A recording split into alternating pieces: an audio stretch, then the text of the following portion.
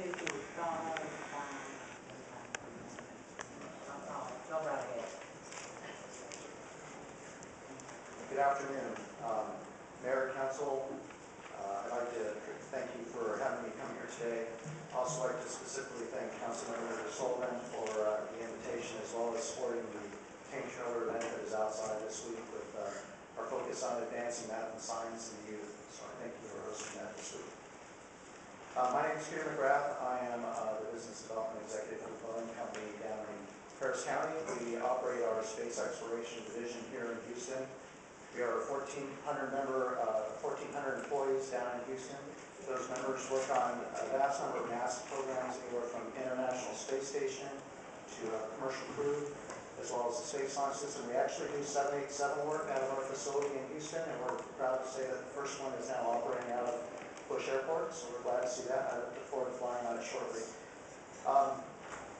One of the comments we've been getting with the end of the space shuttle program is, has the human spaceflight program ended for NASA?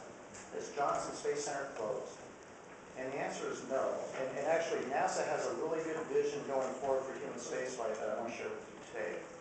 That vision is around focusing on the International Space Station, really leveraging the asset that it is as a national lab. The other is providing low-cost, affordable access to commercial crew to space station. The other is looking at NASA fortifying their efforts and their funds to explore beyond the things such as the Space Launch System and the Orion spacecraft. Those are all programs being worked here in the Houston area, whether it be through contractors like ourselves or Lockheed Martin, or whether it's Johnson Space Center. So when you look at that, I want to focus on one thing today, and that is the International Space Station. A lot of people don't know the value that brings in terms of experiments. There are some activities on there that, caused by weightlessness, you're actually able to do things you can't do here on Earth. One example I'm going to talk about today is Duchenne muscular dystrophy. It has to do with protein crystal growth. When you grow proteins on Earth, they're impacted by gravity. When I grow them in space, I can actually get a pure crystal. As a result of that, scientists recently discovered that there's a water molecule inside the protein crystal that they previously did not know. As a result, they were able to actually come up with a potential blocker that they have in trials today. And Duchenne's muscular dystrophy affects about 1 in every 3,500 male boys across the world. So if you think about the advances we can get through space to try to help us here on Earth in terms of conquering some of these diseases or viruses. There's other things like salmonella virus research, staph virus research. There's also robotic systems that are leveraging things that are done on stations today that are doing brain surgery inside MRIs. So you can do real-time brain surgeries. There's a lot of advances that I just want to make you aware of. And I've brought today and distributed about some books that are from NASA that talk about all the science and research being done on ISS. So that's what I really want to come here and talk about today. Thank you, sir. Your time has expired. Councilmember Sullivan.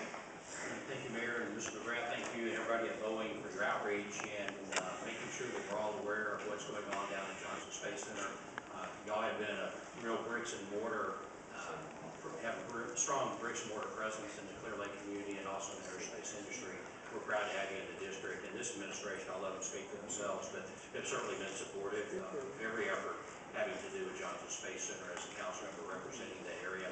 Mayor, I do appreciate what you've done, and hopefully we'll just keep the train moving down the tracks. But don't ever give up the message, and that's that we are absolutely open for business. Yes, sir.